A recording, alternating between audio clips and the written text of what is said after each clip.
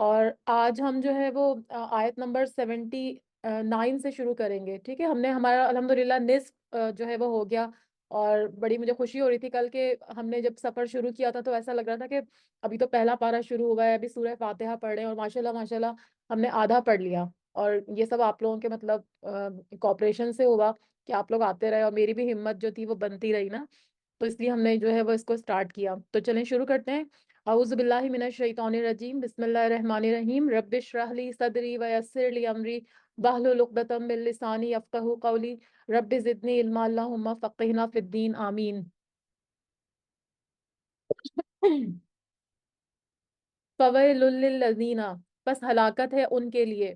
یکتبون الکتابہ، وہ لکھتے ہیں کتاب کو، بِأَیْدِیہم، اپنے ہاتھوں سے، ثم یقولون، پھر وہ کہتے ہیں، ھذا من عند اللہ، یہ پاس ہے اللہ کے پاس سے ہے، لیشتروا، تاکہ وہ لے لیں، بہ ثمنا قلیلا، بدلے اس کے قیمت تھوڑی سی۔ اب یہاں پر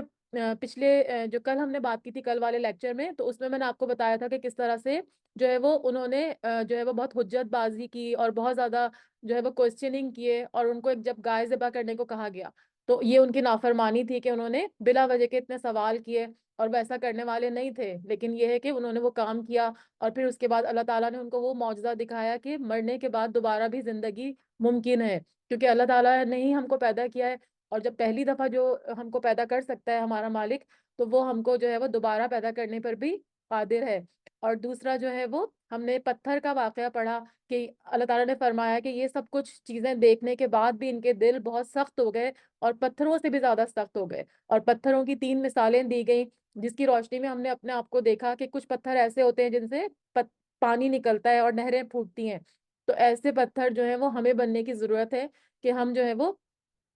لوگوں کے لیے خیر کثیر دینے والے ہو جائیں، اپنا علم، اپنی اچھی باتیں لوگوں کو پہنچانے والے ہو جائیں۔ اور کچھ ایسے ہیں جو پانی جن سے نکلتا ہے، جن پتھروں سے، تو میں نے آپ کو بتایا تھا کہ ہمیں ایسا بننا چاہیے، کم از کم اگر ہم اتنا نہروں جیسا کام نہیں کر سکتے، اتنا زیادہ نہیں اچھے بن سکتے، تو ایٹ لیسٹ اتنے تو بن جائیں کہ جو ہے وہ لوگوں کو فائدہ پہنچانے والے ہو جائیں، کیونکہ پانی زندگی کی علامت ہے۔ اور تیسرا تھا کہ وہ پتھر جو تھے وہ اللہ کے خوف سے گر پڑتے ہیں، تو اس میں بھی میں نے آپ سے کہا تھا کہ ہمیں لوگوں کے سامنے عاجز ہونا چاہیے، کوئی بھی غرور تکبر نہیں ہونا چاہیے۔ ہمیں جو کچھ آج صلاحیتیں ملی ہوئی ہیں، جو کچھ اللہ نے ہمیں علم دیا، عقل دی، ہماری صحت، ہماری ہر چیز، وہ سب کچھ اللہ تعالیٰ کی طرف سے دی ہوئی ہے، تو ہمیں کیا کرنا ہے کہ ان نعمتوں میں اس کا شکرانے کا ایک طریقہ تو زبان سے ہے نا، ایک یہ طریقہ ہے کہ اس میں لوگوں کو شیئر کریں، جو بھی آپ کے پاس نالج ہے، جو بھی آپ کے پاس علم ہے، جو بھی آپ کے پاس صلاحیت ہے، تو اس میں لوگوں کے ساتھ شیئر کریں، اور سب کے سامنے عاجز بن کے رہیں، اس میں تکبر نہ کریں کہ ہمیں تو یہ بہت کچھ آتا ہے، ہم تو بڑے پڑھے لکھے ہیں، تو یہ کرنے کی ضرورت نہیں ہے۔ جتنے زیادہ ہم عاجز ہوں گے تو پھر جو ہے وہ اتنا ہی عاجزی اللہ تعالیٰ کو پسند ہے۔ تو ابھی جو ہم نے آیت پڑھی اس میں ہم نے اس سے پہلے بھی جو میں نے کل پڑھی تھی لاسٹ والی آیت نا، اس میں یہ کیا تھا کہ کچھ جو ہے وہ یہود جو تھے، ان کی ان کی کوئی ڈفرینٹ طرح کے جو لوگ تھے، کچھ گروپس میں بٹے ہوئے تھے، ان کے بارے میں بتایا گیا۔ تو سب سے پہلے وہ لوگ تھے جو ان کے عالم تھے، تو ان کے عالم کیا کرتے تھے؟ آیت نمبر 75 میں ہم نے کیا پڑھا تھا کہ وہ کیا کرتے تھے؟ اللہ کا کلام سنتے تھے، لیکن پھر کیا کرتے تھے؟ اس میں یحرفونہ، وہ اس میں تحریف کرتے تھے، یا اس میں کوئی تبدیلی پیدا کر دیتے تھے۔ یہ ان کے علماء کا حال تھا۔ اور اس کے علاوہ جب وہ دوسری ان کی کیٹیگری میں کون سے لوگ آتے تھے یہودیوں کی، کہ اس میں کچھ منافق بھی تھے۔ منافق کا مطلب ہوتا ہے کہ ان کے جہاں وہ فائدے دیکھتے ہیں اس کی طرف جاتے ہیں، تو وہ جب مسلمانوں کے ساتھ ملتے تھے تو کہتے تھے ہم تمہارے ساتھ ہیں، اور جب جو ہے وہ اپنے شیطانوں کے ساتھ یا اپنے جو بھی ان کے ساتھی تھے ان کے ساتھ ملتے تھے تو جو ہے وہ کہتے تھے کہ ہم تمہارے ساتھ ہیں۔ تو یہاں پر جو ہے وہ ان کی دوسری کیٹیگری بتائی گئی۔ اور پھر اب جو ہم آیت پڑھ رہے ہیں بلکہ اس سے پہلے جو 78 آیت پڑھی تھی، وَمِنْهُمْ أُمِّيُّونَ، کہ ان میں سے ایک تیسری کیٹیگری کیا تھی کہ ان میں سے کچھ ان پڑھ ہیں، امی ہیں۔ اور امی کون ہوتے ہیں؟ جن کو لکھنا پڑھنا جو نہیں جانتے۔ اور آپ کو پتہ ہے کہ محمد صلی اللہ علیہ وسلم بھی جو تھے وہ امی تھے، تو جب ان کے اوپر یہ الزام لگایا جاتا تھا کہ وہ جو ہیں وہ کہیں سے سیکھ کر قرآن آ گئے ہیں اور کوئی آ کے ان کو سکھاتا ہے، تو پھر یہ بات بھی جھوٹ ثابت ہوتی تھی، کیونکہ آپ صلی اللہ علیہ وسلم تو پڑھے لکھے نہیں تھے۔ اور امی وہ ہوتے ہیں جن کو صرف اپنی مدر ٹنگ آتی ہے، یعنی جو ماں کی گود میں رہتے ہیں، اور ماں جو کچھ ان کو علم دیتی ہے بس انہوں نے وہی کچھ جو ہے وہ سیکھا ہوتا ہے۔ تو یہاں پر یہی بات ہوئی کہ تیسری والے جو یہودیوں کی جو ٹائپ تھی، قسم تھی، وہ کیا تھی کہ وہ ان پڑھ تھے، علم نہیں رکھتے تھے، لیکن وہ کیا کرتے تھے، سوائے تمنائیں ان کی تھیں، اور وہ جو بھی ان کی باتیں تھیں کہ ہم جو ہے وہ جنت میں چلے جائیں گے، اور اگر ہم جو ہے وہ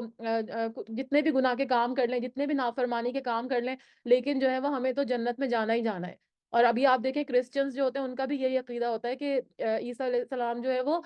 سولی چڑھ گئے تھے، تو اس کا مطلب ہے کہ وہ سارے گناہ اپنے ساتھ لے کے چلے گئے، اور اب ہم جو تھوڑا بہت اگر ہمیں سزا ملے گی بھی تو ملے گی، لیکن وہ جو ہے ہم جنت میں ہی جائیں گے۔ تو اب فرمایا جا رہا ہے کہ فویل للذین، پس ہلاکت ہے ان کے لیے، اور فویل میں ویل جو ہے نا، ویل واو یہ اور لام، ویل جو ہے وہ ایک جہنم کی وادی بھی کہا جاتا ہے، بعض مفسرین کہتے ہیں کہ یہ جہنم کی وادی کا نام ہے، اور ویل کا مطلب کیا ہے، ہلاکت، ہلاکت اور بربادی، یعنی ایسے لوگوں کے لیے جو ہے وہ ہلاکت ہے، بربادی ہے، کن کے لیے، للذین یکتبون الکتاب بایدیہم، جو لکھتے ہیں اپنے ہاتھ سے کتاب کو، یعنی کتاب کو جو ہے وہ اپنے ہاتھ سے لکھتے ہیں، مطلب کیا کہ اس میں تبدیلی کر دیتے ہیں، یعنی ان کے پاس جو کتاب تھی تورات جو اللہ تعالیٰ کی طرف سے نازل کی گئی تھی موسیٰ علیہ السلام کے اوپر، تو وہ اس کے اندر چینجز کر دیتے ہیں اپنی خواہش نفس کو پورا کرنے کے لیے، اس میں جو ہے وہ مختلف اللہ تعالیٰ کی بتائے ہوئے احکامات کو، ان کے جو قانون ہیں ان کو وہ چینج کر دیتے تھے۔ تو یہاں پہ انہی کا ذکر ہے، پھر کیا کہتے تھے، ثم یقولون، پھر وہ کہتے ہیں، ھذا من عند اللہ، کہ یہ اللہ کی طرف سے ہے، حالانکہ اللہ تعالیٰ کا کلام تو انہوں نے چینج کر دیا، تو اب یہ خود سے جو ہے وہ اس میں کوئی چینجز کر کے اس کو جو ہے وہ اللہ تعالیٰ کی طرف منسوب کر دیتے تھے۔ تو یہاں پر انہی کی بات کی جا رہی ہے، اللہ تعالیٰ فرما رہے ہیں کہ لیشتروا بہ ثمنا قلیلا، تاکہ وہ لے لیں بدلے اس کے تھوڑی سی قیمت، یعنی وہ یہ ایسا کام کیوں کرتے تھے کہ وہ دنیا کمانے کے لیے، کیونکہ ان کو لوگ تھوڑے بہت کچھ پیسے دے دیتے تھے، کچھ رشوت دیتے تھے ان کے علماء کو کہ آپ یہ چینجز کر دیں تو ہم آپ کو جو ہے وہ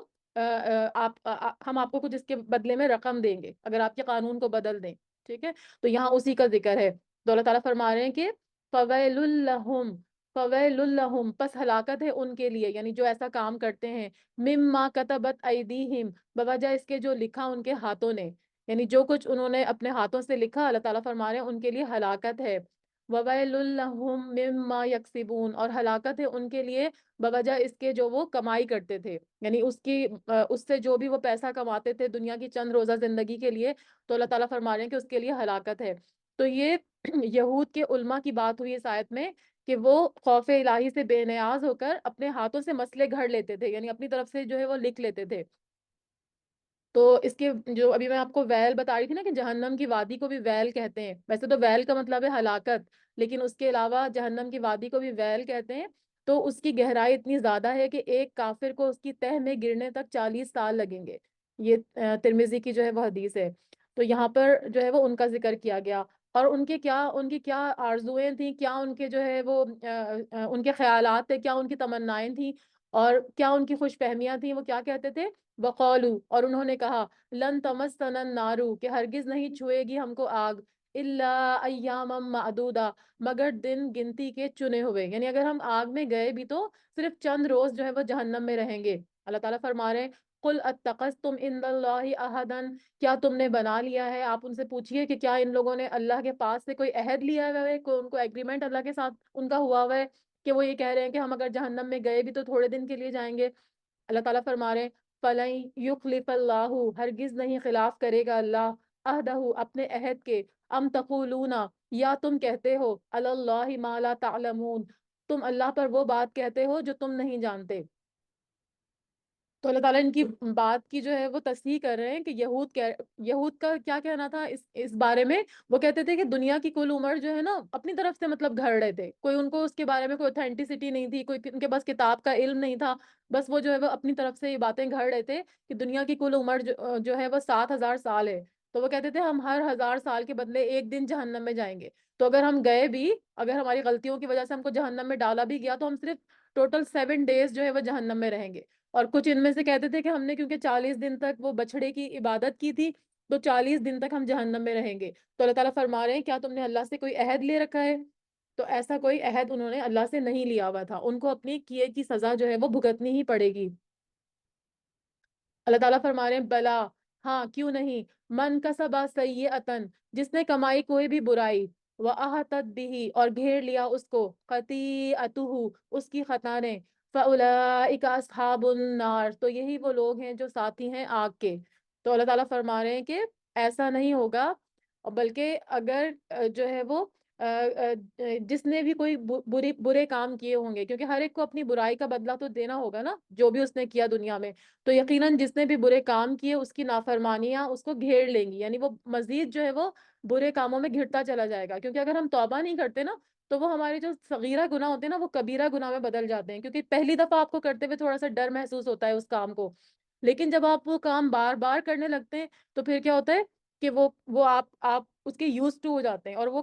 برائی آپ کو برائی نہیں لگ رہی ہوتی ہے۔ تو یہاں پر یہی فرمایا جا رہا ہے کہ جس نے کمائی کوئی برائی اور گھیر لیا اس کو اس کی خطا نہیں، یعنی جو اس کی نافرمانیاں تھیں اس کی وجہ سے وہ مزید برے کام کرنے لگا، تو اللہ تعالیٰ فرما رہے ہیں یہی لوگ آگ کے ساتھی ہیں، ہم فیہا خالدون، اور وہ اس میں ہمیشہ ہمیشہ کے لیے رہیں گے۔ اور جیسے میں نے آپ کو بتایا کہ دنیا کی زندگی تو عارضی ہے، اگر ہمیں کوئی تکلیفیں بھی پہنچتی ہیں تو وہ ختم ہو جاتی ہیں، یعنی موت ان کو آ کے ختم کر دیتی ہے، کتنی بھی کوئی تکلیف میں اذیت میں ہوتا ہے لیکن موت آ کے اس کو ختم کر دیتی ہے، مگر وہاں ایسا نہیں ہوگا، وہاں پر جو بھی آپ کو سزا ملے گی یا جزا ملے گی وہ ہمیشہ کے لیے ہوگی۔ اس کے برعکس جو لوگ ایمان لائیں گے ان کے ساتھ کیا معاملہ ہوگا؟ فرمایا والذین آمنوا، اور وہ جو ایمان لائے، وعملوا الصالحات، اور انہوں نے عمل کیے نیک، اولئک اصحاب الجنہ، یہی وہ لوگ ہیں جو جنت کے ساتھی ہیں، ہم فیہا خالدون، وہ اس میں ہمیشہ رہنے والے ہوں گے۔ یعنی دونوں کے بارے میں ہم فیہا خالدون کی بات ہوئی، لیکن جنتیوں کا انجام جو ہے وہ بالکل ان سے ڈفرینٹ ہوگا۔ تو وہ یہود جو دعویٰ کر رہے تھے نا کہ ہم تو جو ہے وہ صرف 7 دن یا 40 دن تک جو ہے وہ جہنم میں رہیں گے، لیکن اللہ تعالیٰ یہاں پہ ان کی اس بات کو کلیئر کر رہے ہیں کہ جس کے نامۂ اعمال میں صرف برائیاں ہی برائیاں ہوں گی، ٹھیک ہے، تو ان کو کیا کیا جائے گا؟ ان کو جہنم کے اندر جو ہے وہ ڈال دیا جائے گا، اور جن کے ایمان اور عمل صالح سے جن کا نامۂ اعمال بھرا ہوا ہوگا تو وہ جنتی ہوں گے، ٹھیک ہے۔ اور اس کے علاوہ جو ہے وہ مومن اگر گناہ گار بھی ہوں گے تو ان کا معاملہ اللہ کے سپرد ہوگا، وہ چاہے تو اپنے فضل و کرم سے ان کے گناہ کو معاف کر کر یا کچھ عرصہ جہنم میں رکھنے کے بعد ان کو نکال لے، یا نبی صلی اللہ علیہ وسلم کی شفاعت کی بھی بات آتی ہے کہ ان کی شفاعت سے ان کو جنت میں داخل فرما دے گا، لیکن یہ ہے کہ جہنمیوں کے لیے تو کوئی بچانے والا نہیں ہوگا، کوئی ان کا سفارشی نہیں ہوگا، کوئی ان کا دوست اور والی نہیں ہوگا۔ وَإِذْ أَخَذْنَا مِيثَاقًا، اور جب لیا ہم نے پختہ عہد، یعنی ان سے جو پختہ عہد لیا، وعدہ لیا، کس سے؟ بنی اسرائیل سے، کیا وعدہ لیا؟ اب یہاں پر جو ہے وہ تورات کے کچھ احکام دیے جا رہے ہیں ان آیات میں، اور یہ احکام جو ہیں وہ قرآن سے بھی میچ کرتے ہیں، کیونکہ ظاہر سی بات ہے اللہ تعالیٰ نے ہر پیغمبر کے ذریعے ایک ہی پیغام دیا، تو یہاں پر کیا بات ہو رہی ہے؟ کس کی بات ہو رہی ہے؟ فرمایا جا رہا ہے سب سے پہلا کام کہ کیا ان سے کس چیز کا عہد لیا گیا تھا؟ لا تعبدون الا اللہ، نہ تم عبادت کرو گے سوائے اللہ کی۔ تو یہاں سب سے پہلے جو ان سے عہد لیا گیا بنی اسرائیل سے، وہ سب سے پہلے کیا تھا کہ صرف ایک اللہ کی عبادت کی تاکید کی تھی، یعنی ہر نبی کا بنیادی جو دعوت کا اصول تھا وہ یہی تھا کہ صرف ایک اللہ کی عبادت کرو، اور اس کے ساتھ جو ہے وہ کسی کو شریک نہ ٹھہراؤ۔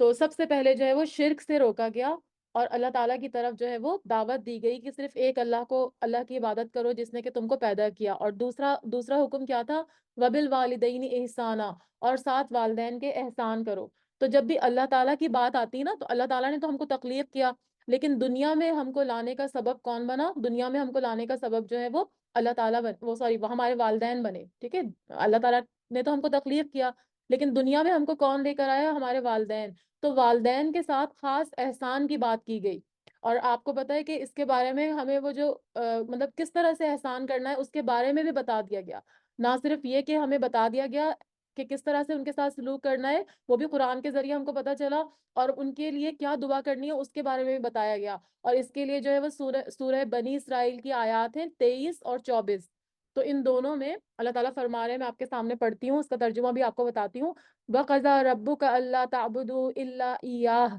وَبِالْوَالِدَيْنِ إِحْسَانًا، یعنی فرمایا کہ والدین کے ساتھ احسان کرو، اما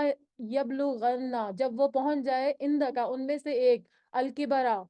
یعنی بڑھاپے کی طرف، احدہما ان دونوں میں سے کوئی ایک، او کلاہما یا دونوں، فلا تقل لہما افن ان کو اف بھی نہ کہو، ولا تنہرہما اور نہ ان کو جھڑکو، وقل لہما قولا کریما اور کہو ان کے لیے جو ہے وہ اچھی بات۔ تو پہلی بات کیا کی گئی اس آیت میں؟ یہ میں آپ کو بنی اسرائیل کی آیت بتا رہی ہوں، ٹھیک ہے، 23 اور 24، 23 اور 24۔ تو اس میں سب سے پہلی بات کیا کہی گئی کہ والدین کے ساتھ جو بات چیت ہے وہ بہت جو ہے وہ احسان کے ساتھ کرنی ہے، ٹھیک ہے؟ یعنی آپ کی بات میں نرمی ہو، گفتگو ہو، اگر والدین غصہ بھی ہو، ناراض بھی ہوں، تب بھی آپ نے جو ہے وہ ان کا درجہ اللہ تعالیٰ کے بعد ہے،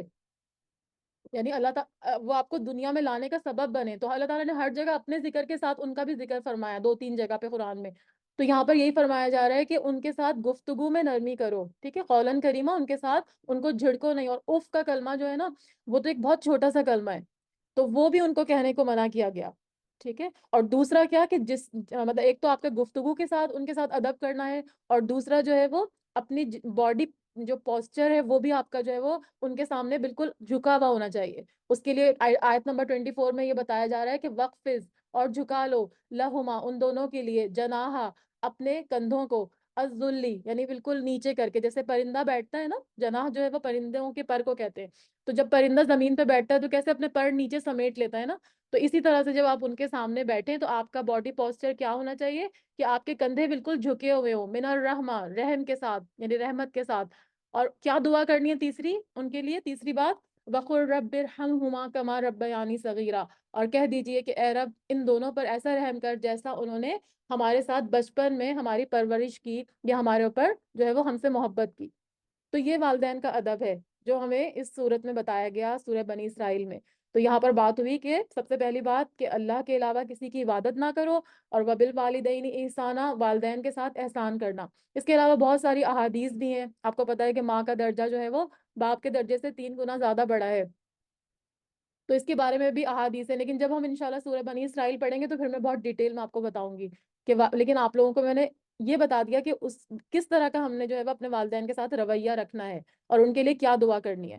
کہ جو بھی اگر وہ زندہ بھی ہیں یا فوت بھی ہو گئے تب بھی آپ نے ان کے لیے کیا دعا کرنی ہے کہ رب ارحمہما کما ربیانی صغیرہ، وذل قربا. اس کے بعد رشتہ داروں کی بات ہو رہی ہے کہ اس کے بعد جو ہے وہ رشتہ داروں کے ساتھ بھی جو ہے وہ اچھا سلوک کرو. اور رشتہ داروں میں قریب تر جو ہوتے ہیں نا وہ زیادہ حقدار ہوں گے، اور قریب تر سب سے زیادہ رشتہ داروں میں کون ہے؟ آپ کی اولاد ہے، اور پھر اس کے بعد اولاد کی اولاد ہے، پھر بہن بھائی اور ان کے بچے، پھر خالہ، ماموں، چچا اور دیگر رشتہ دار. تو رشتہ داری جو ہے نا وہ 4 نسلوں تک جاتی ہے، ماں کی طرف سے بھی، باپ کی طرف سے بھی، اور اگر شادی ہو جائے تو پھر آپ کے سسرال سے بھی تو رشتے ہو جاتے ہیں نا، تو وہ بھی آپ کے بچوں کے نانا نانی اور دادا دادی ہوتے ہیں، تو وہ بھی اس میں شامل ہو جاتے ہیں. تو جتنے قریبی رشتے ہوں گے ان کے ساتھ زیادہ احسان کرنا ہوگا. پھر والیتاما، اور یتیموں کے ساتھ خاص شفقت کرنی ہے، کیونکہ اگر کسی کا باپ فوت ہو جائے، کسی کی ماں فوت ہو جائے، تو ان بچوں کو پھر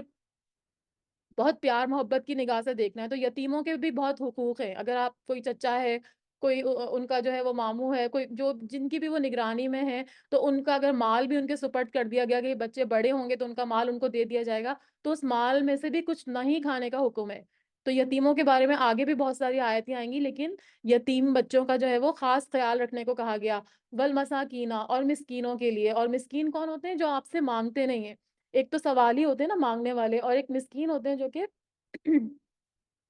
وہ سفید پوش ہوتے ہیں، یعنی وہ آپ کو خود اپنی سوسائٹی میں ڈھونڈ کے دیکھنا پڑتے ہیں، اور ہو سکتا ہے سم ٹائم وہ آپ کے رشتہ داروں میں سے بھی ہوتے ہیں. لیکن ہم لوگ اپنی دنیاؤں میں اتنے مگن ہوتے ہیں کہ ہمیں ادھر ادھر دیکھنے کی جو ہے وہ مہلت ہی نہیں ملتی. تو ہمیں سب سے پہلے جو ہے وہ اپنے اطراف میں، اپنے دوستوں احباب میں، رشتہ داروں میں، اور جو ہے وہ اس میں جو رشتہ داروں کی بات ہوئی نا، تو سب سے زیادہ پھر والدین کا بھی حق ہے. پہلے والدین کی تو الگ سے بھی بات ہوئی نا، لیکن جو ہے وہ جب بھی کبھی آپ جو ہے وہ دیکھیں گے کہ کیونکہ والدین اپنے بچوں کی خاطر سب کچھ لگا کے بعد میں جو ہے وہ ان کے پاس کچھ بھی نہیں رہتا. اکثر ایسا ہوتا ہے کہ والدین کے حالات بہت خراب ہو جاتے ہیں، اور بچے پڑھ لکھ کے جو ہے وہ اچھا کمانے لگتے ہیں، اچھا جو ہے وہ رہنے لگتے ہیں، ان کا جو ہے وہ اسٹینڈرڈ آف لیونگ جو ہے وہ بہت اچھا ہو جاتا ہے. لیکن جو ہے وہ اس حالت میں پھر ماں باپ کا بھی خیال رکھنا ہے. ان کو زکوٰۃ نہیں دے سکتے، لیکن یہ اپنے مال سے ان کی مدد کر سکتے ہیں والدین کی، اور وہ سب سے پہلے حقدار ہیں. تو یہاں پر پھر یتیموں اور مسکینوں کا بات ہوئی، اور فرمایا وقول للناس حسنا، اور کہو لوگوں سے اچھی بات. یعنی ہم لوگ کیا کرتے ہیں، لوگوں کے ساتھ جو ہے وہ بہت ہی روڈلی بات کر رہے ہوتے ہیں نا، تو وہ کرنے سے منع کیا گیا. مطلب میں یہ نہیں کہہ رہی کہ سارے لوگ ایسا کرتے ہیں، مطلب موسٹلی، اور جو ہے وہ لوگ اسی طرح کرتے ہیں کہ لوگوں کے ساتھ روڈلی بات کرتے ہیں، یا پھر ان کو ان سے بات جو کی جاتی ہے وہ ان کے اسٹیٹس کے حساب سے کی جاتی ہے. اگر ان کے اسٹیٹس کے لوگ ہوتے ہیں تو ان کے ساتھ بڑا اچھی بات کی جاتی ہے، اور اگر کوئی نیچے طبقے کا ہو، جیسے آپ کے ملازم ہیں، ڈرائیور ہیں، ان کے ساتھ لوگ اچھی بات نہیں کرتے. تو یہاں پہ ان جنرل بتایا جا رہا ہے کہ ہر ایک سے اچھی بات کہو. حسنہ کا مطلب ہوتا ہے بہترین بات، اور اس میں کوئی مطلب نہیں ہوتا. یہ نہیں کہ آپ کو کسی سے کوئی مطلب ہے تو آپ اس سے اچھی بات کریں گے ورنہ نہیں، لیکن سب سے جو ہے وہ اچھی بات کرنے کو کہا گیا. وَأَقِیمُوا الصَّلَاةَ، اس کے بعد نماز کا حکم، اور یہ کس کو دیا جا رہا ہے حکم؟ ابھی ہم نے پڑھا آیت نمبر 83 میں کہ وَإِذْ أَخَذْنَا مِيثَاقَ بَنِي اسرائیل، لیکن بنی اسرائیل سے جو باتیں کی گئیں یہ ساری ہمارے قرآن میں بھی موجود ہیں، یہی والی سارے احکامات ہمیں قرآن کے ذریعے بھی دیے گئے۔ تو آپ ہمیشہ یہ مت سمجھیں کہ یہ تو احکام بنی اسرائیل کے لیے تھے، آپ فوراً یہ سوچیں کہ یہ تو ہمیں قرآن میں بھی دیے گئے، تو کیا ہم اس پر عمل کر رہے ہیں یا نہیں کر رہے؟ ٹھیک ہے، اب نماز کا حکم، وَأَقِیمُوا الصَّلَاةَ، اور آپ کو پتہ ہے کہ نماز جو ہے وہ وقت کی پابندی اور اس کے علاوہ جو ہے وہ ارکان کی پابندی کے ساتھ، جیسا بھی ہمیں سنت میں طریقہ بتایا گیا اسی طرح سے ہم کو کرنا ہوگا۔ تو یہاں پر جو ہے وہ زکوٰۃ کی بھی بات آگے ہوئی، وآتوا الزکاۃ، نماز کے بعد نماز بھی جو ہے وہ بہت بڑا ٹاپک ہے، اس پہ بھی بہت ساری احادیث بھی ہیں اور بہت کچھ ہم کہہ سکتے ہیں، لیکن آپ لوگوں کو آلریڈی پتہ بھی ہے کہ نماز قائم کرنے کی کتنی اہمیت ہے، کیونکہ نماز جو ہے وہ مومن اور کافر میں ڈفرنس بتاتی ہے۔ اگر ہم نماز نہیں پڑھتے تو پھر کوئی ہم کو اگر کافر بھی کہہ دے، منافق بھی کہہ دے، تو ہم جو ہے وہ اس کو کوئی انکار نہیں کر سکتے، کیونکہ نماز پڑھنے سے کیا ہوتا ہے کہ آپ ایک تو اللہ کے قریب ہوتے ہیں، اور نماز آپ کو اللہ سے جوڑ رہی ہوتی ہے۔ اگر آپ نماز ہی نہیں پڑھیں گے تو پھر اللہ سے ہم دور ہوتے چلے جاتے ہیں۔ تو اللہ سے قریب ہونے کا سب سے پہلا راستہ جو ہے وہ نماز ہی ہے۔ وآتوا الزکاۃ، اور زکوٰۃ کا بھی آپ کو پتہ ہے کہ اگر ایک مخصوص مال جو ہے وہ ایک مخصوص مدت تک آپ کے پاس ہوگا تو پھر اس کے اوپر جو ہے وہ مخصوص ریشو میں زکوٰۃ دی جاتی ہے، تو اس کے اوپر بھی ہم آگے بات کریں گے۔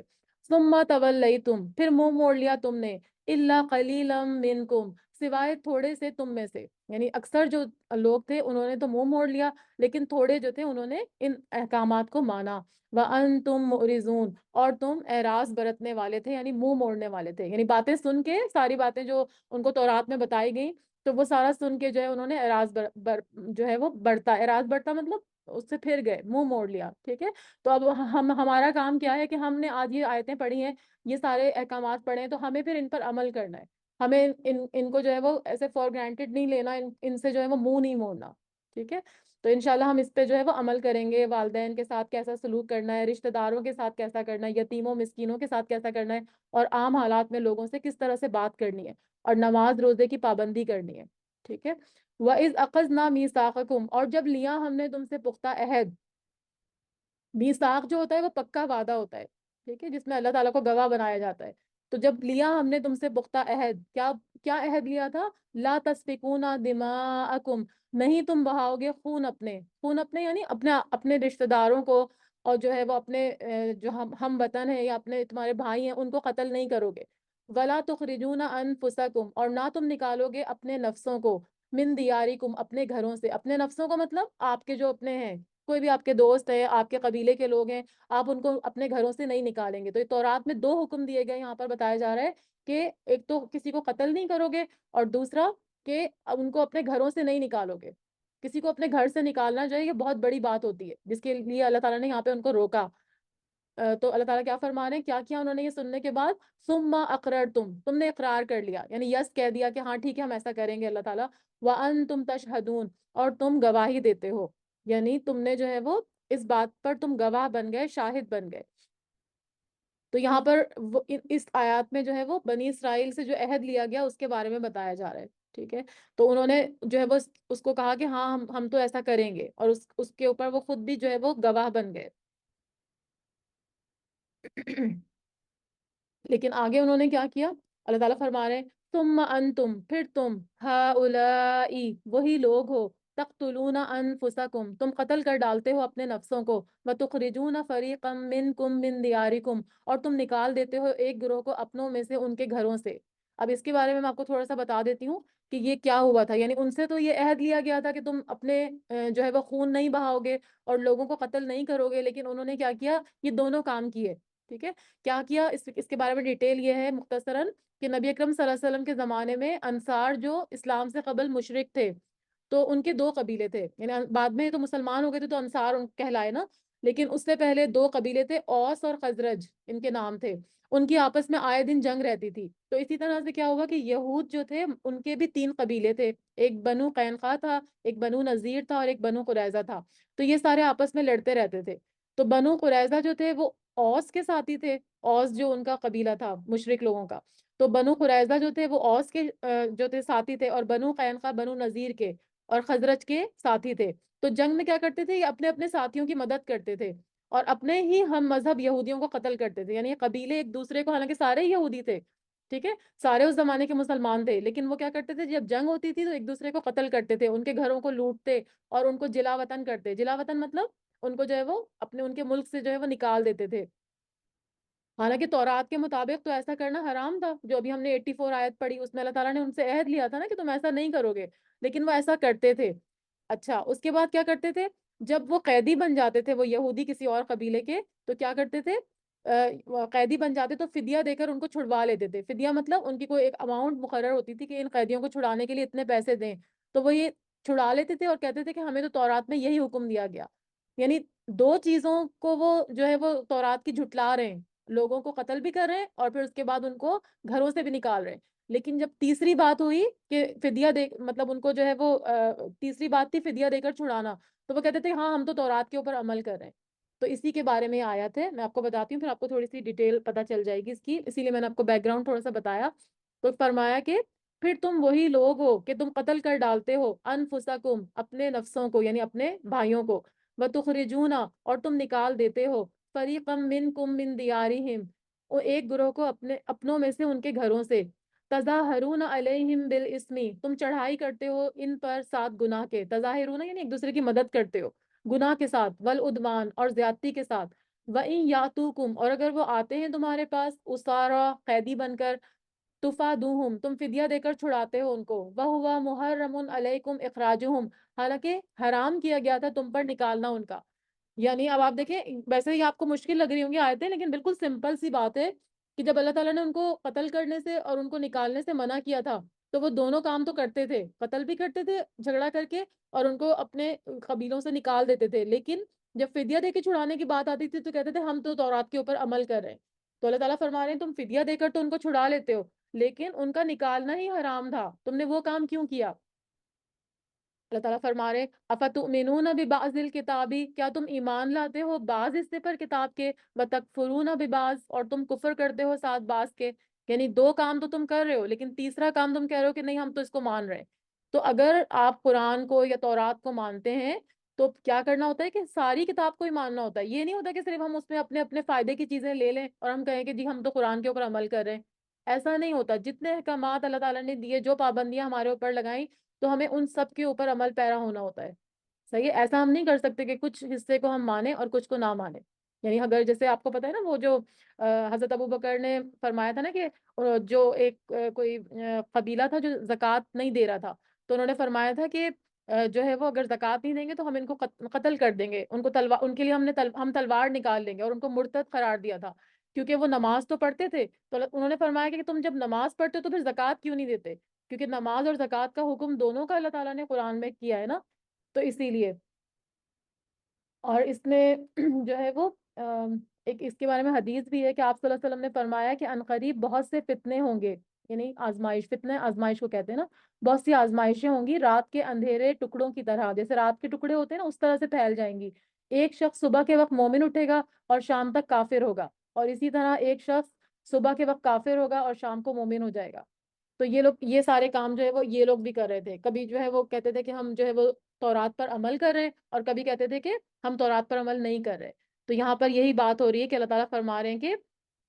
کہ تم کتاب کے بعض حصے کا انکار کرتے ہو اور بعض پر ایمان لاتے ہو. فما جزاء من یفعل ذلک منکم، تو کیا بدلہ ہوگا اس کا جو یہ کرے گا تم میں سے، الا خزی فی الحیات الدنیا، مگر رسوائی دنیا کی زندگی میں بھی. یعنی ایسے لوگ جو کریں گے ان کو دنیا کی زندگی میں بھی جو ہے وہ رسوائی ملے گی، دنیا کی زندگی میں بھی وہ رسوا ہوں گے، ذلیل ہوں گے. وَيَوْمَ الْقِيَامَةِ يُرَدُّونَ إِلَىٰ أَشَدِّ الْعَذَابِ، اور قیامت کے دن وہ لوٹائے جائیں گے شدید ترین عذاب کے. یعنی دنیا میں تو ان کو رسوائی ملے گی لیکن اللہ تعالیٰ کی ڈھیل کی وجہ سے ابھی سزا ان کو نہیں مل رہی ہے، لیکن قیامت کے دن وہ اللہ کے عذاب سے پھر نہیں بچ سکیں گے، وہاں پہ کوئی بھاگنے کی جگہ نہیں ہوگی. وَمَا اللَّهُ بِغَافِلٍ عَمَّا تَعْمَلُونَ، اور نہیں اللہ غافل اس سے جو تم عمل کر رہے ہو. یعنی جو بھی تم عمل کر رہے ہو دنیا میں، لوگوں سے تو تم چھپا سکتے ہو لیکن اللہ سے نہیں چھپا سکتے. تو یہ سارے عمل اللہ کے سامنے ہیں. اولئک الذین اشتروا الحیات الدنیا بالآخرہ، یہی وہ لوگ ہیں جنہوں نے خرید لی ہے زندگی دنیا کی آخرت کے بدلے. یعنی اب ان لوگوں کی مزید ان کو جو ہے وہ پیش کیا جا رہا ہے کہ کس طرح کے لوگ ہیں کہ یہ دنیا کے فائدوں کے لیے آخرت جو ہے وہ بھول گئے. یعنی آخرت کے بدلے انہوں نے دنیا کی زندگی کو خرید لیا، کیونکہ آخرت تو ان کو نظر نہیں آ رہی نا. ابھی وہ سوچتے ہوں گے کہ کب ہم مریں گے اور کب جا کے جو ہے وہ ہمیں وہ کرنا ہوگا، کب جو ہے وہ ہمیں عذاب ملے گا. تو اس پہ ان کو یقین ہی نہیں تھا آخرت کے اوپر. تو بس دنیا کے فائدے تو ان کو سامنے سامنے نظر آ رہے تھے نا، تو وہ دنیا کے فائدے اٹھانے میں لگے ہوئے تھے. تو یہاں پر یہی فرمایا جا رہا ہے کہ یہی وہ لوگ ہیں، یعنی یہ جو یہود ہیں، بنی اسرائیل ہیں، انہوں نے دنیا کی زندگی کو خرید لیا ہے آخرت کے بدلے. آخرت میں ان کے لیے کوئی حصہ نہیں ہوگا، سب کچھ ان کے لیے دنیا میں ہی مل جائے گا. تو اللہ تعالیٰ فرما رہے ہیں فلا یخفف عنہم العذاب، تو نہیں ہلکا کیا جائے گا ان سے عذاب، یعنی عذاب میں کوئی کمی نہیں ہوگی قیامت کے دن. ولا ہم ینصرون، اور نہ ہی وہ مدد دیے جائیں گے. یعنی دنیا میں تو ان کے بڑے جتھے ہیں اور بڑے ان کے گروپس بنے ہوئے ہیں اور بڑے ان کے قبیلے ہیں، لیکن وہاں پر جو ہے وہ ایسا نہیں ہوگا. وہاں پر ان کو کوئی بچانے کے لیے نہیں آئے گا، یہ اکیلے ہی رہ جائیں گے اور وہاں پہ کوئی ان کو مدد نہیں دی جائے گی. وَلَقَدْ آتَيْنَا مُوسَى الْكِتَابَ، اور البتہ تحقیق دی ہم نے موسیٰ علیہ السلام کو کتاب. کون سی کتاب؟ تورات. وَقَفَّيْنَا مِن بَعْدِهِ بِالرُّسُلِ، اور پے در پہ. قفینا کا مطلب ہوتا ہے ایک کے بعد ایک، یعنی کنٹینیوس، ایک کے بعد ایک جو ہے وہ ہم نے کیا کیے، ان میں رسول بھیجے، کئی رسول. وَآتَيْنَا عِيسَى ابْنَ مَرْيَمَ الْبَيِّنَاتِ، اور دی ہم نے عیسیٰ ابن مریم کو واضح نشانیاں. اور آپ کو پتا ہے کہ عیسیٰ علیہ السلام جو تھے موسیٰ علیہ السلام کے بعد آئے تھے، اور وہ بھی جو ہے وہ بہت ساری نشانیاں لے کر آئے تھے. وَأَيَّدْنَاهُ بِرُوحِ الْقُدُسِ، اور قوت دی ہم نے ان کو ساتھ روح القدس کے. روح القدس سے مراد یہاں پر جو ہے وہ جبرائیل علیہ السلام ہے. ٹھیک ہے. تو موسیٰ علیہ السلام کے بعد فرمایا جا رہا ہے کہ مسلسل پیغمبر آتے رہے یہاں تک کہ انبیاء کا سلسلہ حضرت عیسیٰ علیہ السلام پر ختم ہو گیا. اور بینات کا ورڈ یوز ہوا. بینات کا مطلب ہوتا ہے روشن معجزے جو حضرت عیسیٰ علیہ السلام کو دیے گئے، جن کا ذکر آگے صورتوں میں آئے گا. لیکن میں آپ کو مختصراً بتاتی ہوں کہ جیسے مردوں کو وہ زندہ کر دیتے تھے اللہ کے حکم سے، کوڑی جو ہوتے تھے نا، جن کے جو بیماری ہوتی ہے اسکن ڈیزیز، ان کو وہ صحیح کر دیتے تھے، اندھوں کو صحت یاب کر دیتے تھے. ان کا جو ہے ذکر سورہ آل عمران میں آئے گا. اور روح القدس سے جیسے میں نے بتایا اس سے مراد جبرائیل علیہ السلام ہے. ان کو روح القدس کس لیے کہا گیا کہ وہ جو ہے خود عیسیٰ علیہ السلام کو جو ہے وہ روح کہا گیا، اور قدس سے مراد جو ہے وہ اللہ تعالیٰ ہیں. ٹھیک ہے. لیکن وہ اللہ تعالیٰ کی طرف سے آ کے انہوں نے جو ہے وہ بی بی مریم کو یہ خوشخبری دی تھی کہ وہ بغیر باپ کے جو ہے وہ پریگننٹ ہو جائیں گی، کیونکہ وہ بغیر باپ کے پیدا ہوئے تھے نا عیسیٰ علیہ السلام. تو ان کی ڈیٹیل پھر انشاءاللہ ہم آگے پڑھیں گے تو میں آپ کو بتاؤں گی. تو لیکن آپ بس یہ یاد رکھیے کہ بروح القدس سے مطلب جبرائیل علیہ السلام ہے. افکلما جاءکم رسول بما لا تهوى انفسکم استکبرتم. افکلما، کیا پھر جب کبھی، جاءکم رسول، جب آیا تمہارے پاس کوئی رسول، ساتھ اس کے جو نہیں چاہتے تھے تمہارے نفس. یعنی یہ چاہتے تھے کہ رسول بھی جو ہے نا وہ اپنی مرضی، ان کی مرضی کے خلاف، مطلب ان کی مرضی کے خلاف کسی کو رسول نہ بنایا جائے. تو فرمایا کہ جب کبھی تمہارے پاس رسول وہ چیز لے کر آتے تھے جس کو تم پسند نہیں کرتے تھے. ٹھیک ہے. ان کی اپنی مرضی. ٹھیک ہے. کسی چیز کو یہ پسند کرتے تھے، کسی چیز پر ایمان لاتے تھے، کسی پہ نہیں. تو فرمایا کہ وہ ایسی چیز لاتے تھے جو تمہارے نفس کے خلاف تھی، جو تمہیں پسند نہیں آتی تھی. استکبرتم، تو تم تکبر کرتے تھے. جیسے ہی تمہیں کوئی چیز پسند نہیں آئی تم نے تکبر کر لیا. ففریقا کذبتم، تو ایک گروہ کو جھٹلایا تم نے. یعنی جو رسولوں کے جتنے سارے رسولوں کی بات ہوئی نا کہ قفینا، کہ بار بار لگاتار رسول بھیجے، تو جن کی بات پسند آئی اس کو تم نے ایکسپٹ کر لیا، اور جس کی بات پسند نہیں آئی تم نے تکبر کیا. اور ایک گروہ کو تم نے جھٹلایا. وفریقا تقتلون، اور ایک گروہ کو تم قتل کرتے تھے. یعنی بعض رسولوں کو تم نے جھٹلایا، جیسے محمد صلی اللہ علیہ وسلم کو انہوں نے جھٹلا دیا، اور یہود نے حضرت عیسیٰ علیہ السلام کو بھی جھٹلایا تھا. اور قتل کرنے میں حضرت زکریا علیہ السلام اور حضرت یحییٰ علیہ السلام کو انہوں نے قتل کر دیا تھا. تو یہ ان کے بہت سنگین جرم تھے جس کی اللہ تعالیٰ یہاں پر نشاندہی کر رہے ہیں. وقالو، اور وہ کیا کہتے تھے، قلوبنا غلف، ہمارے دل جو ہیں وہ غلاف میں ہیں. وہ کہتے تھے کہ ہمارے دل جو ہے نا وہ غلاف میں ہے، اسی لیے محمد صلی اللہ علیہ وسلم جو پیغام لے کر آئے ہیں، جو حق بات ہم کو بتا رہے ہیں، اس کا ہم پر کوئی اثر نہیں ہوتا. اور ایک اور جگہ سورہ حامیم سجدہ میں آتا ہے، اس کا ترجمہ ہے کہ ہمارے دل اس دعوت سے پردے میں ہیں جس کی طرف آپ ہم کو بلاتے ہیں. تو اگر ان کے دلوں پر جو ہے وہ غلاف چڑھا ہوا تھا تو اس میں کوئی فخر کی بات نہیں تھی کہ وہ اس پہ فخر جتاتے. تو وہ خود ہی سے انہوں نے جو ہے وہ حق کو تسلیم کرنے سے انکار کر دیا، سچ بات کو تسلیم کرنے سے انکار کر دیا، اور اس کا بہانہ کیا بنایا کہ ہمارے دل تو غلاف کے اندر ہیں اور یہ بات ہم پہ اثر کر ہی نہیں سکتی. تو اللہ تعالیٰ نے کیا فرمایا بل لعنہم اللہ، نہیں بلکہ لعنت کی ان پر اللہ نے، بکفرہم بوجہ ان کے کفر کے، فقلیلا ما یؤمنون پس کتنا کم وہ ایمان لاتے ہیں۔ اور لعنت کا مطلب کیا ہوتا ہے؟ اللہ تعالیٰ کی رحمت سے دور ہونا، اور لعنت جو ہے وہ انہی لوگوں کو دی جاتی ہے جو اس کے مستحق ہوتے ہیں۔ تو یہاں پہ اللہ تعالیٰ خود اپنی کتاب میں فرما رہے ہیں کہ یہ یہود جو ہیں، ان کے اوپر اللہ نے لعنت کی ہے، اپنی رحمت سے ان کو دور کر دیا ہے۔ کیا وجہ تھی؟ کہ ان کے کفر کی وجہ سے، انکار کی وجہ سے، کہ انہوں نے حضور صلی اللہ علیہ وسلم کو جو ہے وہ حسد اور جلن کی وجہ سے اور جو ہے وہ بغض کی وجہ سے ان کو رسول ماننے سے انکار کر دیا۔ حالانکہ ان کی کتابوں میں یہ لکھا ہوا تھا کہ محمد صلی اللہ علیہ وسلم جو ہے وہ رسول آئیں گے اور کتاب لے کر آئیں گے اللہ کی طرف سے۔ تو اللہ تعالیٰ فرما رہے ہیں فَقَلِيلًا مَا يُؤْمِنُونَ بس کتنا کم وہ ایمان لاتے ہیں، یعنی بہت تھوڑے ان میں سے جو ہے وہ ان کے اوپر ایمان لاتے ہیں۔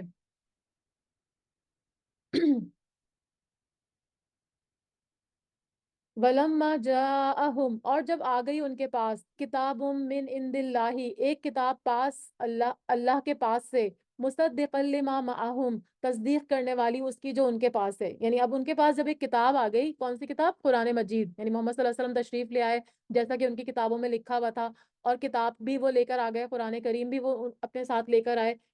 یہ ان کو پہلے سے معلوم تھا، ٹھیک ہے، لیکن ان کا رویہ کیا ہوا یہ دیکھنے کے بعد، وَكَانُوا مِن قَبْلُ يَسْتَفْتِحُونَ عَلَى الَّذِينَ كَفَرُوا حالانکہ تھے وہ اس سے پہلے فتح مانگتے ان پر جنہوں نے کفر کیا۔ اب یہ کیا کرتے تھے کہ جب ان کی تورات میں لکھا ہوا تھا کہ ایک رسول آئیں گے اور وہ اللہ کی کتاب کے ساتھ آئیں گے، تو اس وقت یستفتحون کا مطلب کیا ہے؟ یہ غلبہ اور نصرت کی دعا مانگتے تھے۔ تو جب یہ یہود مشرکین سے شکست کھاتے تھے نا، تو اللہ تعالیٰ سے دعا کرتے تھے کہ اللہ تعالیٰ جلدی سے آخری نبی کو مبعوث کر دیجئے، ان کو بھیج دیجئے تاکہ ہم ان کے ساتھ مل کر مشرکین پر غلبہ حاصل کریں،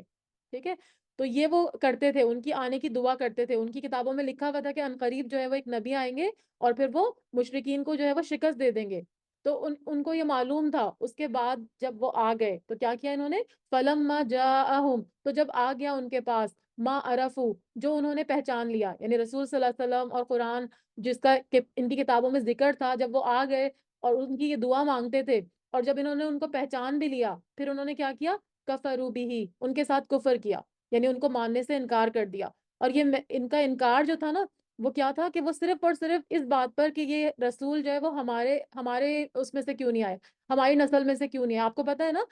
تھوڑا سا میں مختصر بتا دیتی ہوں کہ حضرت ابراہیم علیہ السلام کے سوری ہاں حضرت ابراہیم علیہ السلام کے دو بیٹے تھے نا، حضرت اسحاق علیہ السلام جو بی بی ہاجرہ سے تھے، جو ان کی لونڈی تھی، اور دوسرے جو تھے وہ بی بی سارہ سے تھے، حضرت اسحاق علیہ السلام۔ تو اسماعیل علیہ السلام بی بی ہاجرہ سے تھے، جن کو انہوں نے وہاں پہ چھوڑ دیا تھا نا صحرا میں، تو اس کی بھی کبھی ڈیٹیل ہم بہت ڈیٹیل میں بات کریں گے، میں صرف مختصر اس لیے بتا رہی ہوں کہ کچھ لوگ نئے بھی ہیں نا، تو ان لوگوں کو سمجھ میں آ جائے۔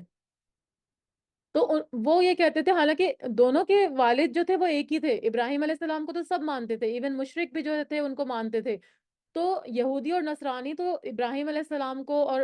کو مانتے تھے، تو پھر دونوں ہی ان کے بیٹے تھے، لیکن محمد صلی اللہ علیہ وسلم جو تھے وہ ابراہیم علیہ السلام کی دعا کا نتیجہ تھے، کیونکہ ان کی نافرمانیوں اور ہٹ دھرمیوں کے بعد انہوں نے اللہ سے دعا کی تھی کہ اللہ تعالیٰ میری نسل میں سے ایک ایسا پیغمبر بھیج،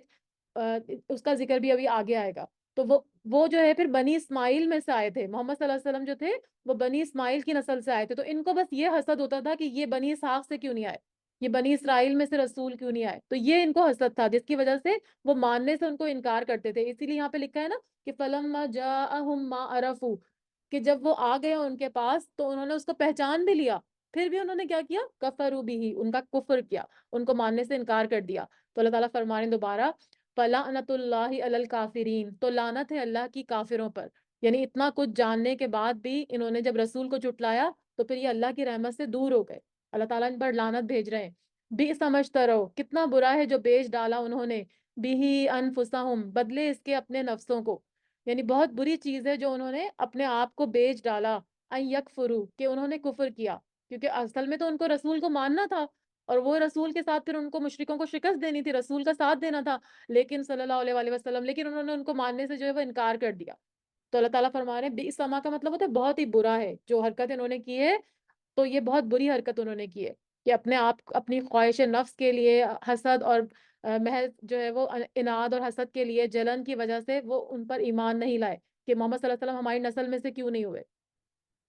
تو ان کا انکار جو تھا وہ دلائل پر نہیں تھا، ٹھیک ہے، انہوں نے کوئی اس کی دلیل نہیں دی تھی کہ ہم کیوں ان کو نہیں مان رہے، صرف نسلی جو ہے وہ ان کو انکار تھا اور حسد اور اناد تھا، جیسے میں نے آپ کو بتایا تفصیل سے۔ فرمایا بما انزل اللہ ساتھ اس کے جو نازل کیا اللہ نے بغین ضد کی وجہ سے، ان ينزل اللہ کہ نازل کرتا اللہ من فضلہ اپنے فضل سے، علی من یشاء من عبادہ اپنے فضل سے جس پر وہ چاہتا ہے اپنے بندوں میں سے، یعنی اللہ تعالیٰ کہ انہوں نے جو انکار کیا ہے اللہ تعالیٰ کی طرف سے نازل شدہ چیز کے ساتھ صرف اس بات سے کہ جل کر انہوں نے حسد کی وجہ سے کہ اللہ تعالیٰ نے اپنا فضل جس بندے پر چاہا نازل کر دیا، کیونکہ اللہ تعالیٰ تو جو پیغمبر ہوتے ہیں نا وہ چوزن ہوتے ہیں، چنے ہوئے ہوتے ہیں نا، وہ تو اللہ تعالیٰ ہی چنتے ہیں، کوئی ان کی مرضی سے تھوڑی پیغمبر آ سکتے تھے کہ اگر یہ چاہ رہے تھے کہ جی ہماری نسل میں سے پیغمبر آئے تو پھر کیوں نہیں آیا، اس بات پر ان کو اعتراض تھا، لیکن اللہ پیغمبر چننا تو اللہ تعالیٰ کا کام ہے، تو اللہ تعالیٰ جو بہتر سمجھتے ہیں وہی کرتے ہیں، ٹھیک ہے، اور جو ہے وہ ان کی نافرمانیاں بھی تو اتنی حد سے بڑھ گئی تھی نا، تو اسی وجہ سے ان سے خلافت چھین کے بنی اسماعیل میں پھر دی گئی تھی۔ تو یہاں پر اسی بات کا ذکر کیا جا رہا ہے کہ اللہ تعالیٰ اپنے فضل سے جس پر چاہے جو ہے وہ رسالت اتارتا ہے یا کتاب اتارتا ہے، یہ اللہ کا اپنا فضل ہوتا ہے، اس میں آپ کی کوئی نہیں ہوتی کہ آپ اللہ تعالیٰ کو نعوذ باللہ کوئی مشورہ دیں یا اللہ تعالیٰ سے کی بات سے اعتراض کریں، اللہ تعالیٰ جو چاہے کر سکتا ہے۔ فباؤ بغضب علی غضب تو وہ لوٹے ساتھ غضب کے غضب پر، یعنی اللہ تعالیٰ ان پہ بہت زیادہ ناراض ہوئے، غصہ ہوئے، تو اس کے باعث یہ لوگ غضب پر غضب کے جو ہے وہ مستحق ہوئے۔ غضب پر غضب کا کیا مطلب ہے؟ دو دفعہ کیوں ورڈ یوز ہوا؟ کیونکہ یہ بار بار اللہ تعالیٰ کو غصہ دلانے والے کام کرتے تھے، پیچھے ہم نے کتنے سارے واقعے پڑھے نا، کتنی کتنی وہ نافرمانی کے کام کرتے تھے، لیکن اللہ تعالیٰ ان کو جو ہے وہ سمجھاتے تھے، ان کو جو ہے وہ فوراً پکڑ نہیں ان کی کرتے تھے، لیکن اب جب رسول بھی آ گئے اور ان کی بات پوری بھی ہو گئی پھر بھی انہوں نے اللہ تعالیٰ کو ناراض کیا اور ان کو ماننے سے انکار کر دیا، تو اسی لیے وہ بار بار اللہ کے غضب کے یا غصے کے شکار ہوئے۔ وَلِلْكَافِرِينَ عَذَابٌ مُّهِينٌ اور کافروں کے لیے عذاب ہے رسوا کن اور اہانت مطلب بہت ہی رسوا کرنے والا، ذلیل کرنے والا ان کے لیے، بھلے وہ دنیا میں کتنی بھی ان کو عزت ہو لیکن اللہ کے سامنے جو ہے وہ پھر وہ ذلیل اور خوار ہوں گے۔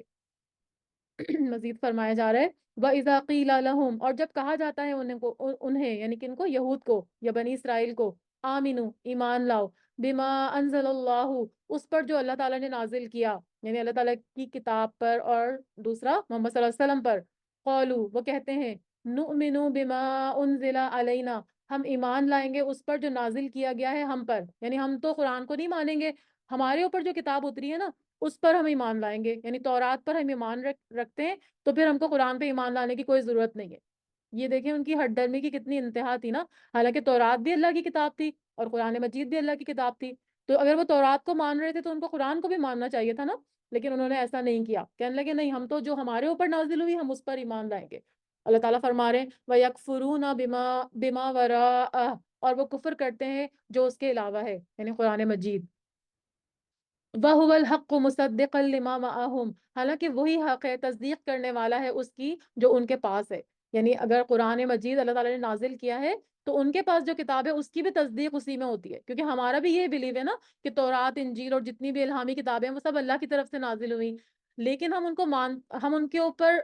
ان کو پڑھتے اس لیے نہیں ہے کہ اس میں ان لوگوں نے تبدیلیاں کر دی، لیکن قرآن کی حفاظت کا ذمہ اللہ نے خود لیا ہے، تو ہم جو ہے وہ قرآن کو ایز اے کسوٹی رکھتے ہیں، اگر جیسے ابھی ہم پیچھے پڑھ رہے تھے نا کہ بنی اسرائیل سے عہد لیا گیا اور یہ باتیں ان کو کہی گئیں کہ والدین کے ساتھ احسان کرو، اللہ تعالیٰ کو ایک مانو اور دیگر باتیں، تو اگر وہ ساری قرآن کے اوپر اترتی ہیں پوری تو پھر ہم ان کو ایکسیپٹ کریں گے کہ ہاں واقعی اللہ کی طرف سے نازل کی گئی تھی اور ہمارے قرآن میں بھی موجود ہیں، تو قرآن ایک کسوٹی ہو جائے گا، ٹھیک ہے، یعنی میچ کریں گے، اگر کوئی آیتیں ہمیں تورات کی قرآن سے میچ کرتی ہوئی ملیں گی تو پھر ہم کہیں گے کہ ہاں واقعی یہ بھی وہی آیتیں، لیکن ہم اس پہ اب بلیو نہیں کر سکتے، بلیو اب ہم کو قرآن کے اوپر ہی کرنا ہے، یعنی باتیں جو ہے وہ ہم قرآن پڑھیں گے تو صرف قرآن ہی اسی پر عمل کریں گے، لیکن تورات اور انجیل کو ہم اللہ کی کتاب مانتے ہیں، تو ان کو یہی کہا جا رہا ہے کہ جو کتاب آئی ہے قرآن وہ تصدیق کرنے والی ہے جو تمہارے پاس پہلے سے موجود تھی، یعنی تورات، قل آپ صلی اللہ علیہ وسلم کہہ دیجئے فَلِمَا تَقْتُلُونَ أَنبِيَاءَ اللَّهِ تو کیوں تم قتل کرتے رہے نبیوں کو اللہ کے، من قبل اس سے پہلے، ان کنتم مؤمنین اگر ہو تم ایمان لانے والے، تو اگر یہ جیسا ان کا مطالبہ تھا یا جیسا ان کا کہنا تھا کہ ہم تو تورات پر ایمان لاتے ہیں تو ہم قرآن پہ نہیں لائیں گے، تو اللہ تعالیٰ فرما رہے ہیں کہ تورات میں تو لکھا ہوا تھا کہ نبیوں کا قتل نہیں کرنا، تو اگر تم تورات کو مانتے ہو، اگر ہم تمہاری بات کو سچ ثابت کر لیں تو پھر تم نبیوں کو کیوں تم نے قتل کیا، جیسے میں نے آپ کو بتایا زکریا علیہ السلام کو اور یحییٰ علیہ السلام کو انہوں نے قتل کیا تھا، اس کی ڈیٹیل پھر ہم کبھی بتائیں گے، تو اگر تم تورات میں تو یہ چیز نہیں لکھی ہوئی تھی تو تم تورات پر اگر ایمان لاتے ہو تو پھر تم نے اپنے نبیوں کو کیوں قتل کیا، من قبلی یعنی اس سے پہلے، اس کتاب کے آنے سے پہلے، اگر تم سچے مومن ہو۔ تو مطلب بات یہ کہ بس ان کو صرف اعتراض کرنا تھا، ایمان تو ان کا تورات پہ بھی نہیں تھا۔ ابھی آپ نے پیچھے بھی دیکھا کہ دو باتیں وہ جو ہے وہ نہیں مان رہے تھے تورات کی، اور ایک بات مان کے کہہ رہے تھے کہ ہم تو تورات کے اوپر عمل کرتے ہیں۔ تو بس وہ صرف مفاد کی اپنی چیزیں اس میں سے نکال رہے تھے، اور صرف اپنی ہٹ دھرمی کی وجہ سے محمد صلی اللہ علیہ وسلم کو اور قرآن کو نہیں مان رہے تھے۔ اور آج ان کی ہٹ دھرمی ابھی بھی ہے، یعنی آج آپ دیکھیں جو کچھ بھی باہر جو بھی آپ دیکھتے ہیں مسلمانوں کے ساتھ جو جو وہ کر رہے ہوتے ہیں، تو وہ اوپر سے بظاہر کتنے بھی اچھے بن جائیں لیکن وہ ہمارے کبھی دلی دوست نہیں ہو سکتے، وہ مسلمانوں کے ہمدرد کبھی بھی نہیں ہو سکتے، کیونکہ قرآن میں کھول کھول کے بتا دیا کہ وہ مسلمانوں کے جو ہے وہ پکے دشمن ہیں۔ یعنی جب سے محمد صلی اللہ علیہ وسلم تشریف لائیں تب سے ہی وہ مسلمانوں کے دشمن ہیں، اور یہ کبھی دشمنی جو ہے وہ محبت میں نہیں بدل سکتی۔ تو ہمیں ان سے بہت محتاط رہنے کی ضرورت ہے۔ وَلَقَدْ جَاءَكُم مُوسَىٰ بِالْبَيِّنَاتِ، اور البتہ تحقیق آیا تمہارے پاس موسیٰ علیہ السلام واضح نشانیوں کے ساتھ۔ اور آپ کو پتہ ہے کہ موسیٰ علیہ السلام جو تھے معجزے بھی لے کر آئے، اور جیسے ید بیضا کا اور عصا کا معجزہ، ان کے دو جو ہے بہت ہی پرومیننٹ معجزے تھے۔ عصا جو تھا وہ لاٹھی تھی، اور وہ جب پھینکتے تھے تو وہ سانپ بن جاتا تھا، اور ید بیضا وہ اپنا ہاتھ اپنی بغل میں یا جیب میں ڈالتے تھے تو وہ بالکل چمکتا ہوا نکلتا تھا۔ تو یہ دو معجزے تھے جو وہ فرعون کے پاس لے کے گئے، جس کا میں بعد میں آپ کو بتاؤں گی، کہیں اور بھی ذکر آئے گا تو پھر ہم ڈیٹیل میں پڑھیں گے۔ تو پھر انہوں نے کیا کیا، جب موسیٰ علیہ السلام ان کے پاس روشن نشانیوں کے ساتھ آ گئے، ثم اتخذتم العجل، تو تم نے بنا لیا بچڑے کو اپنا معبود، جیسے میں نے پیچھے ذکر کیا تھا کہ انہوں نے اس کی پوجا شروع کر دی تھی، بچڑا سونے کے زیورات سے بنا کے، من بعدہ وانتم ظالمون، بعد اس کے اور تم ظالم تھے، یعنی تم نے یہ جو کام کیا تھا بچڑے کی تم نے پوجا کی اور تم جو تھے وہ بہت ظالم تھے۔ تو یہ ایک دلیل ہے ان کے انکار کی کہ موسیٰ علیہ السلام جو دلائل لے کر آئے کہ وہ اللہ کے رسول ہیں اور معبود صرف اللہ ہے، لیکن ان کو تم نے کیا کیا، اب ایک بچڑے کو پوجنا شروع کر دیا بجائے اس کے کہ اللہ واحد کو پوجتے، ٹھیک ہے، اللہ تعالیٰ کی مطلب عبادت کرتے یا اللہ کو ایک مانتے۔ تم نے ان کے ساتھ بھی شرک کر دیا، اور شرک یہ ظالمون کا جو ورڈ یوز ہوا ہے نا، تو جو شرک ہے نا وہ ظلم عظیم ہے، تو شرک کرنے کو ہی ظلم کہا گیا۔ وَإِذْ أَخَذْنَا مِيثَاقَكُمْ، اور جب لیا ہم نے پختہ عہد تم سے، وَرَفَعْنَا فَوْقَكُمُ الطُّورَ، اور بلند کیا اوپر ہم نے تمہارے طور پہاڑ کو، یہ پیچھے ذکر ہو چکا ہے نا کل کہ ان کے اوپر جو ہے وہ طور پہاڑ اوپر بلند کیا گیا تھا اور ان سے جو ہے وہ وعدہ لیا گیا تھا، یہ اسی کا ذکر ہے۔ کیا کہا گیا تھا، خُذُوا مَا آتَيْنَاكُمْ بِقُوَّةٍ وَاسْمَعُوا، اور پکڑو جو دیا ہم نے تم کو ساتھ قوت کے اور غور سے سنو۔ واسمعوا یعنی کہ جو قرآن اس میں جو تورات کے اندر جو چیزیں جو بھی احکامات دیے گئے ان کو مضبوطی کے ساتھ تھامو، یعنی ان پر عمل کرو، ان احکامات کو مانو، لیکن اور ان کو غور سے سنو، یعنی سننے کا مطلب کہ سنو اور اس کے ساتھ اس کے اوپر عمل بھی کرو۔ جیسے ہم لوگ اگر قرآن سن رہے ہیں تو یہ نہیں کہ صرف قرآن سن کے ہم آرام سے بیٹھ جائیں، قرآن جو ہے وہ ایک عمل کی کتاب ہے نا، تو قرآن پڑھ کے سمجھ کے پھر ہم اس پہ عمل بھی کریں۔ ہم ہر اس میں دعا کرتے ہیں نا کہ اللہ تعالیٰ ہمیں عمل کی توفیق دے، تو ان کو بھی یہی کہا گیا تھا کہ تم اس کو پکڑو مضبوطی کے ساتھ اور جو ہے وہ اس کو سنو، ٹھیک ہے۔ تو انہوں نے کیا کہا تھا، مطلب بجائے اس کے کہ وہ یہ کہتے ہیں کہ ہاں ٹھیک ہے اللہ تعالیٰ ہم آپ کی بات مانتے ہیں، انہوں نے اس وقت بھی اپنی ہٹ درمی دکھائی اور اپنی اپنی جو ہے وہ اللہ تعالیٰ کے ساتھ جو ہے وہ جس طرح سے اللہ تعالیٰ کا احترام تھا کہ ان کی بات کو ماننا تھا، انہوں نے وہ ایسا نہیں کیا۔ انہوں نے کیا جواب دیا، قالوا، انہوں نے کہا،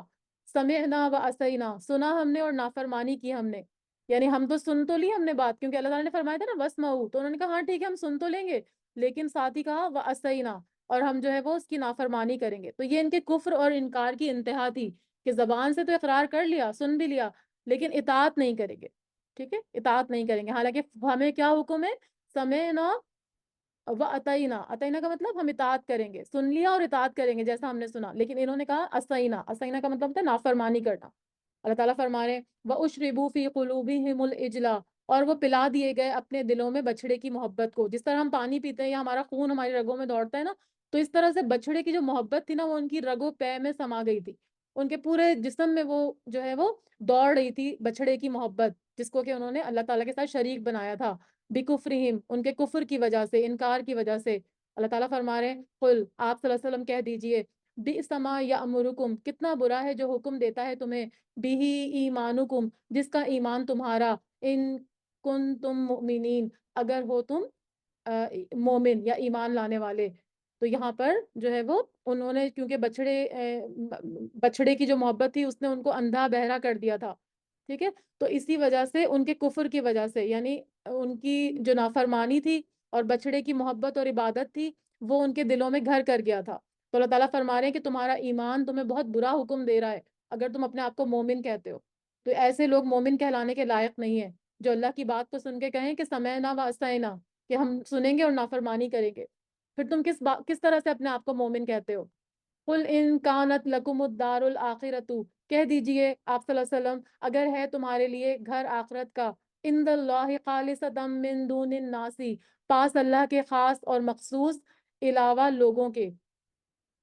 یعنی آپ صلی اللہ علیہ وسلم کو کہا جا رہا ہے آپ ان کو کہہ دیجئے کہ اگر آخرت کا گھر صرف تمہارے ہی لیے ہے، ٹھیک ہے، یعنی تم سمجھتے ہو کہ آخرت میں تم ہی اللہ کے پاس جو ہے وہ خاص مقام حاصل کرو گے اور تم کو ہی جو ہے وہ جنت ملے گی، اور کوئی لوگ اس کے قریب نہیں آ سکتے، تمہارے لیے مخصوص ہے من دون الناس یعنی اور لوگوں کے علاوہ. تو اللہ تعالیٰ فرما رہے ہیں فتمنوا الموت، تو تمنا کرو موت کی. کیونکہ دیکھیے اگر ہم بہت نیک ہیں، ہم بہت اچھے اچھے کام کرتے ہیں، ہم اپنے آپ کو سمجھتے ہیں کہ ہم 100% جنت میں جانے والے، تو پھر تو ہم فوراً جنت میں جانا چاہیں گے نا. کیونکہ دنیا تو بالکل جنت کے سامنے بالکل ہیچ ہے. یعنی جنت کی تو اتنی زیادہ تعریف ہے کہ اگر جنت میں ایک کوڑا رکھنے کی جگہ، جو کوڑا ہوتا ہے نا جس سے مارتے ہیں، وہ کوڑا رکھنے کی جگہ بھی جو ہے وہ دنیا، پوری دنیا و مافیہا سے بہتر ہے. یہ حدیث کے میں آپ کو مفہوم بتا رہی ہوں. تو اگر ان کی اتنی نیکیاں تھیں اور وہ سمجھ رہے تھے کہ ہم اللہ کے پاس بہت ہی خالص ہیں، اللہ تعالیٰ تو ہم اللہ کے بہت چہیتے ہیں اور ہم سیدھے جنت میں جائیں گے، تو اللہ تعالیٰ فرما رہے ہیں کہ تو پھر تم تمنا کرو موت کی. ٹھیک ہے، موت کی تمنا کرو ان کنتم صادقین، اگر تم سچے ہو. ٹھیک ہے، اپنی سچائی کے ثبوت میں موت کو طلب کرو، ہے نا. جو نیک ہوگا، جس کو جنت پتہ ہے کنفرم کہ مجھے جنت ملے گی، تو پھر تو اس کو جنت میں جانا چاہیے، دنیا تو اس کے لیے کچھ بھی نہیں ہے.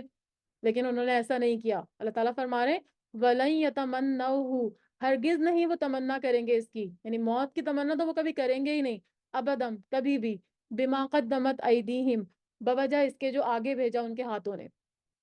میں نے آپ کو ایک دفعہ واقعہ سنایا تھا نا کہ ایک دفعہ پتہ نہیں آپ لوگ میں سے جو پرانے ہیں ان کو سنایا تھا کہ ایک جو تھے وہ ایک اسکالر ہیں جو ڈاکٹر بھی ہیں، تو وہ کہہ رہے تھے کہ میرے ہاتھوں میرے ہاتھوں میں کئی لوگوں کی موت ہوئی، اس میں بوڑھے بھی تھے، جوان بھی تھے، بچے بھی تھے. تو وہ کہہ رہے تھے ہر بندہ جو ہے نا کوئی بھی مرنا نہیں چاہتا، ہر بندہ جو ہے نا بس اسٹرگل کرتا ہے کہ کسی طرح مجھے زندگی مل جائے. یعنی اس کو پتا بھی ہوتا ہے کہ اب میں بچوں گا نہیں، لیکن اس کے باوجود وہ پوری کوشش کرتا ہے کہ میں جو ہوں نا زندگی کی طرف جاؤں. تو وہ مرنے سے مرنے کے لیے کوئی بھی راضی نہیں ہوتا. کیوں؟ کیونکہ ہر ایک کو پتا ہوتا ہے نا اس نے آگے کیا بھیجا ہے. صحیح ہے، ایون ہم بھی اگر نیک عمل بھی کر رہے ہوں گے پھر بھی ہم اپنے آپ کو پرفیکٹ تو نہیں سمجھیں گے نا. تو مرنے سے تو ہر کسی کو ڈر لگتا ہے. ہم امید تو اللہ سے رکھتے ہیں اچھی، لیکن یہ ہے کہ ہر کوئی یہ چاہتا ہے کہ جتنا مجھے ٹائم ملا ہے میں توبہ کر لوں، اچھے کام کر لوں، ہے نا. کوئی بھی یہ نہیں چاہتا کہ میں بالکل پرفیکٹ ہوں، مجھے جنت میں ڈال دیا جائے، ایسا نہیں ہوتا. تو یہاں پر ان کا بھی رویہ بتایا جا رہا ہے کہ یہ کبھی بھی موت کی تمنا نہیں کریں گے. کیوں؟ کیونکہ انہوں نے جو آگے ان کے ہاتھوں نے بھیجا، ان کو تو پتا ہے نا، ان کا ضمیر تو ہے نا، ان کو معلوم ہے کہ ہم نے کتنے کتنے غلط کام کیا، اللہ کا انکار کیا ہے، اللہ کو ناراض کیا ہے کئی دفعہ. تو وہ کبھی بھی موت کی تمنا نہیں کریں گے. واللہ علیم بالظالمین، اور اللہ خوب جاننے والا ہے ظالموں کو. یعنی یہ جو ظالم لوگ ہیں ان کو اللہ تعالیٰ خوب اچھی طرح جانتا ہے. ان کی ساری چلاکیاں مکاریاں جو ہیں وہ لوگوں کے لیے ہیں، لیکن اللہ تعالیٰ کے سامنے یہ بالکل جو ہے وہ بے بس ہو جائیں گے جب اللہ کے سامنے یہ حاضر ہوں گے. تو ان کی ساری باتوں کو اللہ تعالیٰ خوب جاننے والا ہے. اور ظالم ان کا ظلم کیا ہے کہ اللہ کے ساتھ لوگوں کو شریک ٹھہرانا. وَلَتَجِدَنَّهُمْ، اور البتہ تم ضرور پاؤ گے ان کو، احرسا سب سے زیادہ حریص، لالچی، کس میں؟ الناسی لوگوں میں، سارے لوگوں میں سب سے زیادہ حریص جو ہوں گے نا وہ یہی لوگ ہوں گے. کس چیز پر؟ علی حیاتن، زندگی پر. یعنی زندگی کی جو سب سے زیادہ، کیونکہ ان کو تو دنیا میں فائدے نظر آتے ہیں نا، تو یہ کیا کریں گے؟ کبھی بھی جو ہے وہ موت کو نہیں مانگیں گے. اور سب سے زیادہ جو دنیا کا حریص ہوگا نا، دنیا کی زندگی کا، وہ یہی لوگ ہوں گے. تو اللہ تعالیٰ فرما رہے ہیں کہ اے نبی صلی اللہ علیہ وآلہ وسلم، جو سب سے زیادہ زندگی کے حریص ہوں گے نا وہ یہی یہود ہوں گے. وَمِنَ الَّذِينَ أَشْرَكُوا، اور ان سے بھی جنہوں نے شرک کیا، اور ان کے بعد جو ہے شرک کرنے والے بھی، یعنی ان سے بھی زیادہ یہ زندگی کی حرص یا زندگی کا لالچ جو ہے مشرکوں سے بھی زیادہ ان کو ہوگا. ٹھیک ہے، یعنی موت کی آرزو کرنے کی بجائے دنیاوی زندگی میں تمام لوگوں، یہاں تک کہ مشرکین میں سے بھی زیادہ یہ زندگی کے حریص ہیں. تو لیکن کتنا بھی وہ زندگی پالیں، 1000 سال، 2000 سال، 3000 سال، اگر اتنی بھی ان کو زندگی مل جائے گی تو وہ کیا ختم نہیں ہوں گے؟ دنیا میں تو جو آیا اس کو تو جانا ہی جانا ہے نا. تو جتنی بھی ان کی درازی عمر ہو وہ ان کو عذاب الہی سے نہیں بچا سکے گی. تو اس آیات سے کیا پتا چل رہا ہے کہ یہودی جو ہیں وہ اپنے دعووں میں بالکل جھوٹے ہیں. وہ سمجھتے تھے کہ وہ اللہ کے محبوب اور چہیتے ہیں اور وہ صرف جنت کے مستحق ہیں اور باقی سارے لوگ جہنم میں جائیں گے، لیکن ایسا نہیں ہوگا. کیوں؟ کیونکہ وہ موت کی تمنا نہیں کرتے بلکہ زندگی کے زیادہ حریص ہیں۔ فرمایا جا رہا ہے کہ یودو احدہم، چاہتا ہے ہر ایک ان کا، لو یعمروا الف سنہ، کاش وہ عمر دیا جائے 1000 سال۔ یعنی ان میں سے ہر شخص کیا چاہتا ہے، ان بنی اسرائیل یا کہ یہودیوں میں سے، کہ ہر ایک کو 1000 سال کی عمر مل جائے۔ اللہ تعالیٰ فرما رہے ہیں وما ہوا بمزحزحہ، اور حالانکہ نہیں عمر کا ملنا بچانے والا اسے، من العذابی، عذاب سے، این یعمر، کہ وہ عمر دیا جائے۔ اگر یہ 1000 سال کی بھی ان کو عمر مل جائے گی نا تو یہ اللہ کے عذاب سے بچ نہیں سکیں گے۔ آنا تو ان کو اللہ کے پاس ہی ہے نا، تو یہ اللہ کے پاس جب آئیں گے تو پھر اللہ تعالیٰ ان کی پکڑ کریں گے، تو ان کی زیادہ عمر ان کو بچا نہیں سکے گی۔ واللہ بصیر بما یعملون، اور اللہ خوب دیکھنے والا ہے اس کو جو یہ عمل کرتے ہیں۔ یعنی ان کی ساری نافرمانیاں اور ساری ہٹ دھرمیوں کو اللہ تعالیٰ دیکھنے والے ہیں، اور پھر اللہ تعالیٰ کے عذاب سے یہ بچ نہیں سکیں گے۔ دنیا میں ان کو ڈھیل ملی ہوئی ہے، یہ اللہ تعالیٰ کی رحمت ہے، اللہ تعالیٰ کا فضل ہے، لیکن جو ہے وہ آخرت میں ان کو کوئی ڈھیل نہیں ملے گی، کوئی ان کو عذاب سے بچانے والا نہیں ہوگا۔ صدق اللہ العلی العظیم۔